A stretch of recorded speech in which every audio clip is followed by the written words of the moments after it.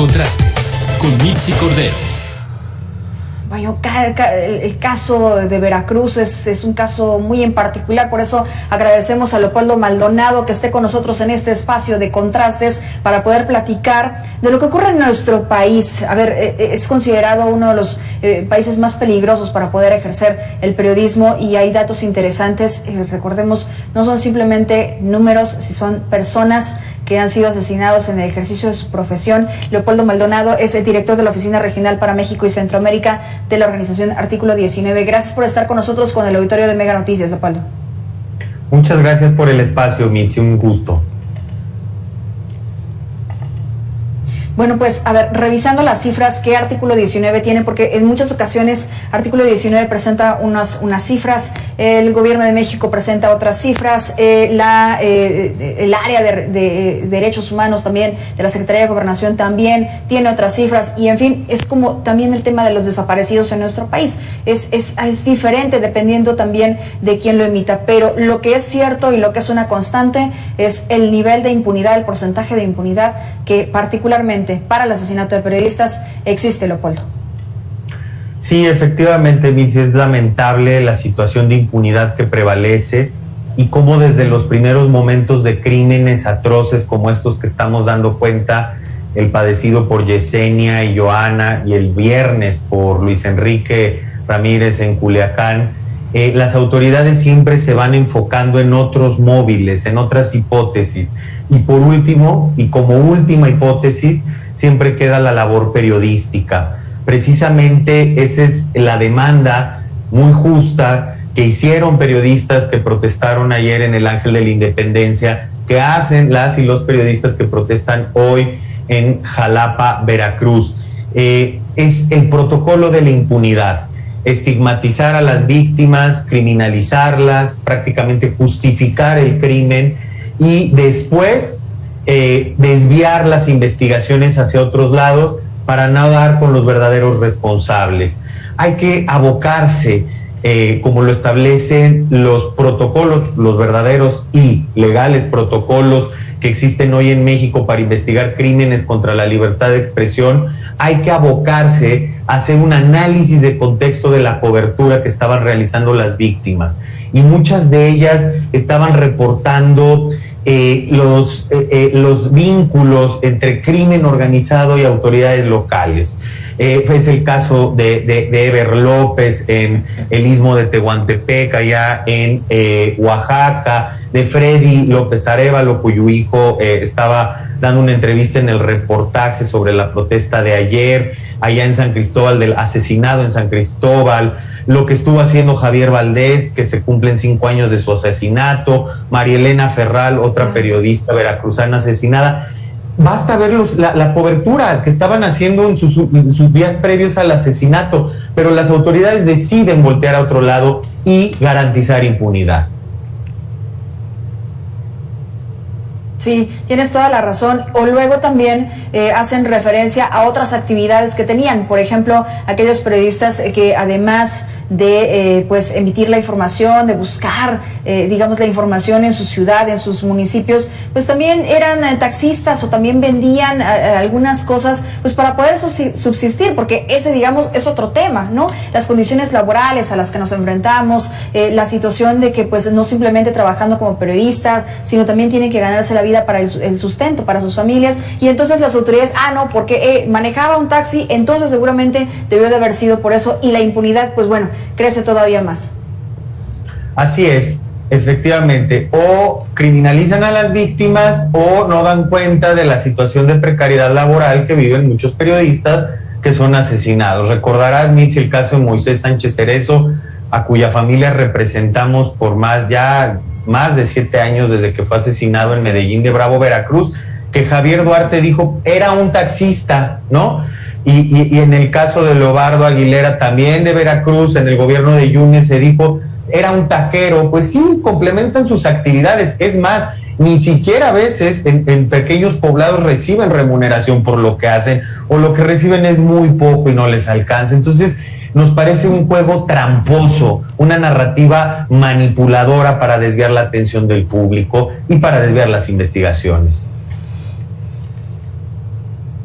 Oye, pero a ver, y ya en los números formales, y cuando hablamos justamente de otra vez del tema de impunidad, que me parece que es la palabra clave en este sentido, cuando hablamos de detenidos, procesados e imputados, ¿en qué lugar quedamos? Mucho más debajo de los ciudadanos comunes y corrientes, porque, bueno, pues también hemos observado que el hecho de que tú vayas y denuncies, para empezar que denuncies, y después que se siga una investigación al respecto, que se abra una carpeta de investigación y para que llegues a encontrar justicia, es muy complicado en este país. Pero en el caso de los periodistas, ¿cómo estamos en ese aspecto? A ver, si hacemos un contraste de los delitos denunciados en general, no solo los asesinatos cometidos contra periodistas en posible vínculo con su labor, y las sentencias que ha logrado, por ejemplo, la Fiscalía Especial para la Atención de Delitos contra la Libertad de Expresión de la Fiscalía General de la República, la federal, encontramos que hay prácticamente un 98% de inefectividad, es decir, prácticamente 2 de cada 100 casos van a llegar a sentencia. También luego las autoridades son muy dadas, como lo ha estado haciendo el subsecretario Ricardo Mejía en este informe quincenal sobre los avances de las investigaciones a propósito de los recientes crímenes contra periodistas o de los recientes asesinatos de periodistas, a presentar cifras, 20 y tantos detenidos, 15 por esto, 15 por aquello, pero hay que ser siempre muy críticos de esa información. ¿Cuántos son autores materiales? ¿Cuántos intelectuales? ¿Cuáles fueron los móviles? Esas son las preguntas básicas que nos tenemos que hacer, porque muchas veces, y lo hemos visto, detienen o procesan archivos expiatorios que precisamente sostienen hipótesis contrarias al ejercicio periodístico de las víctimas, y lo hemos visto en casos emblemáticos como el de Regina Martínez, asesinada hace 10 años en Veracruz, que estaba haciendo investigaciones sobre desaparecidos durante el sexenio de Fidel Herrera, a quien se le conoce por sus vínculos con el narcotráfico, que estaba haciendo investigaciones sobre 25,000 desapariciones durante su gobierno, y que resultó que la Procuraduría de Duarte habló de un crimen pasional y detuvo y torturó a una persona para presentarlo como el asesino solitario. Así es, y que se siguen repitiendo esos casos. Ahora que ya mencionaste a Fidel Herrera Beltrán en esta administración a cargo del Estado de Veracruz, seguido por Javier Duarte, seguido por Miguel Ángel Yunes Linares, seguido ahora por Cuitláhuac García, ¿hay alguna constante en estas administraciones en donde pues simplemente no hubiese justicia, no hubiese tampoco Estado de Derecho, en fin, ¿hay alguna variable que pudiera llegar a ser constante en estas administraciones que ustedes hayan notado desde artículo 19 atacando directamente a medios de comunicación?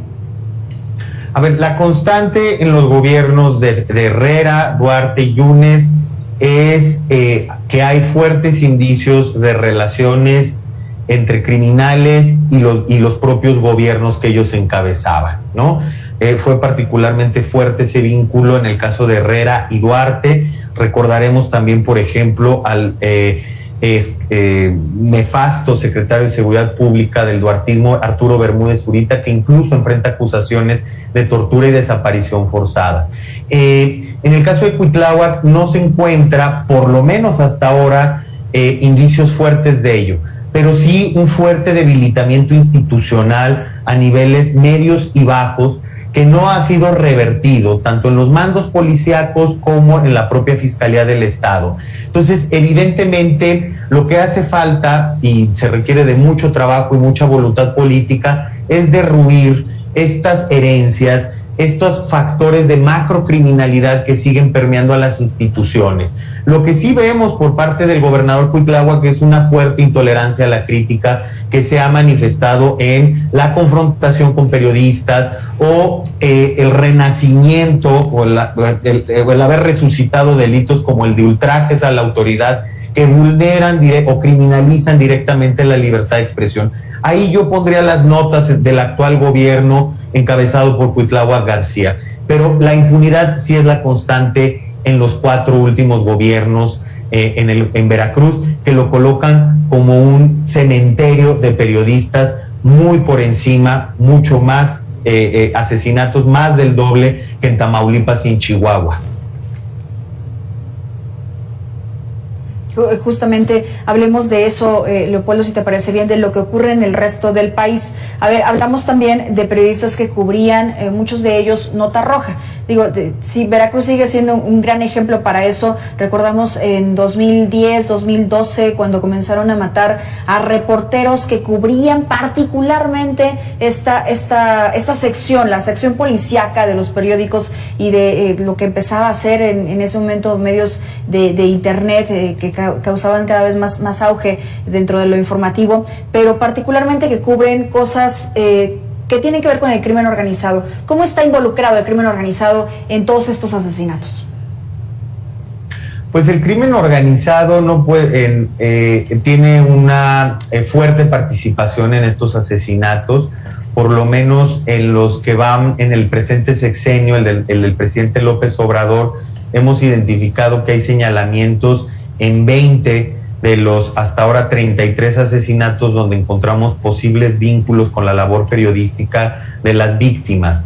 Pero hay que tener mucho cuidado con estos números. Son 20 en donde se les señala como autores materiales, pero a la hora que analizamos la autoría intelectual es donde se diluyen las fronteras entre Estado y crimen organizado, poniendo como ejemplo los propios casos que ya mencionaba, pero también el de los 2 periodistas asesinados de un mismo medio de comunicación en Zitácuaro, Michoacán. Me refiero a Monitor Michoacán. Es Armando Linares y Roberto Toledo, asesinados este mismo año, quienes señalaron los posibles vínculos entre la Fiscalía Michoacana y los grupos criminales. Me refiero también a Ever López, que estamos viéndolo ahí en pantalla, periodista asesinado en Salina Cruz, Oaxaca, que señalaba los vínculos entre autoridades municipales, crimen organizado y negocios turbios con megaproyectos relacionados con el corredor transísmico. Es decir, Freddy López Aráevalo lo vuelvo a poner en la mesa porque él señalaba vínculos entre el alcalde de San Cristóbal y grupos criminales. Es decir, ahí es donde, por eso decimos que aguas con quedarnos con los autores materiales y decir que ya se resolvieron los crímenes por identificarlos o detenerlos. Se tiene que llegar a la cadena de mando, a la mano detrás del autor material del crimen. Exactamente, a los autores intelectuales. ¿Por qué se da esto? ¿Por qué hay esta particularidad en nuestro país? ¿Por la impunidad también que impera? ¿Por la falta de Estado de Derecho? ¿Porque realmente no hay investigaciones a profundidad que den precisamente con los verdaderos responsables? Y pareciera ser muy sencillo, Leopoldo, matar a un periodista, que bueno, también ya lo hemos visto. Pareciera ser muy sencillo matar a un ciudadano y no pasa nada. Así es. Desafortunadamente estas estructuras de macrocriminalidad se manifiestan de manera mucho más evidente en los crímenes contra la prensa, porque estos periodistas son quienes están revelando esas relaciones inconfesables, esas relaciones ilícitas que la clase política, en contubernio con los grupos delincuenciales de la zona, pues mantienen negocios ilícitos, mantienen relaciones de componenda y por supuesto cooptan a las instituciones de procuración y administración de justicia. Pero estas relaciones de macrocriminalidad también se traducen en las ejecuciones que vemos día con día en general, en las casi 100,000 desapariciones que ya registra México a 15 años de iniciada la llamada guerra contra el narcotráfico y muchas otras atrocidades de las cuales el presente gobierno no ha dado suficientes cuentas, no ha rendido suficientes cuentas y no ha querido establecer mecanismos extraordinarios donde se pueda dar o donde la comunidad internacional pueda aportar a través de cooperación técnica. Se ha cerrado a la cooperación técnica internacional, que es precisamente uno de los ofrecimientos primordiales que vienen desde hace más de 3 años para poder avanzar en la justicia y la reparación y la verdad para las víctimas de este país. Esto pareciera ser también una constante en los últimos tiempos, Leopoldo, no sé cuál sea tu opinión, pero por ejemplo cuando ha recibido críticas en México, y ni siquiera son críticas destructivas, sino es realmente lo que está ocurriendo, que hay un alto nivel de impunidad. Esto lo dijo el Comité para la Protección de los Periodistas, que identifica a México precisamente así, lo escuchamos también de la ONU, y la reacción del presidente fue que quizá no tienen la suficiente información porque aquí ya no pasa lo mismo que pasaba antes. Sin embargo, pues seguimos viendo lo mismo que pasaba antes. Sí, justo hace un mes presentamos nuestro informe anual que llamamos negación. La negación es un mecanismo que utilizan las autoridades del Estado, bajo la cual precisamente reinterpretan o de plano niegan hechos atroces. El presidente ha dado pie a esta negación al decir que ya no se violan derechos humanos, que ya no hay impunidad, pañuelito blanco a la corrupción, que no está bajo asedio la libertad de expresión, y por supuesto eso se traduce en instituciones que no se sienten interpeladas ni invitadas por parte de la cabeza del Estado para avanzar en la justicia y reparación a las víctimas. Esa negación está causando estragos todavía hoy en México, y esa negación se va a traducir en más impunidad en la medida en que no se admita que hoy por hoy las autoridades del Estado mexicano están rebasadas, muchas de ellas están cooptadas por los grupos criminales y por intereses inconfesables. Por eso es que necesitamos la ayuda internacional. Lo dijo el Comité para la Desaparición Forzada, a la que por cierto también denostó el presidente y dijo que no iba a sentar a México en el banquillo de los acusados. Han ofrecido mecanismos internacionales en materia de derechos humanos, particularmente los de la ONU, ayuda internacional para avanzar en desapariciones, crímenes contra la prensa, feminicidios, y el gobierno mexicano se ha cerrado sistemáticamente a ello. Mientras no ocurra esta cooperación internacional, se antoja difícil avanzar en la agenda de justicia en México. Lamentablemente sí, y lamentablemente no se ocupa. Mira, es un buen ejemplo el de los 12 pasos de los Alcohólicos Anónimos. El primer paso es aceptar que hay un problema, y eso pareciera que ni en este ni en otros casos más se puede ver. Ya nada más para terminar esta conversación, porque lamentablemente se nos ha acabado el tiempo, de lo ocurrido ayer con Yesenia y con Joana. Ustedes desde Artículo 19 tenían conocimiento de alguna información, de alguna amenaza. Sabemos que Cozoleacaque, Minatitlán, Coatzacoalcos, la zona sur de Veracruz, es foco rojo en términos de inseguridad, como lo quieras ver, pero tenían alguna información al respecto, porque su hermano desde anoche y hoy en la mañana decía que ya había amenazas desde hace 15 días, sin embargo las autoridades pues no tenían conocimiento de nada. No sabíamos, porque desafortunadamente muchas veces las amenazas no son reportadas o denunciadas por las propias o los propios periodistas, ¿no? A veces nos enteramos ya cuando son cometidos estos crímenes de mayor gravedad. Sin embargo, pues habla de un clima precisamente en el que persiste lo que han llamado expertas y expertos la gobernanza criminal. Ante los vacíos del Estado llegan los grupos criminales a ocupar el poder político de facto, o llegan a ocupar estos vacíos de poder y imponen su ley. Muchas veces resulta imposible para los periodistas dar cuenta de muchas de las actividades criminales, precisamente porque los que mandan son los grupos criminales. Entonces, a veces este es un disuasivo para que lo denuncien públicamente, o también por la profunda desconfianza muy justificada que existe hacia las autoridades. Con un 98% de impunidad, pues prácticamente la prensa y muchas otras personas pues no se animan a denunciar. Así es, y muchos también proceden con la autocensura, porque es mejor protegerse así que en realidad dejárselo al Estado. Leopoldo Maldonado, muchas gracias por esos minutos con Mega Noticias. Siempre es un gusto poder platicar contigo, aunque sea lamentablemente por estas situaciones. Muchas gracias a ti, Mitzi. Un saludo a tu auditorio.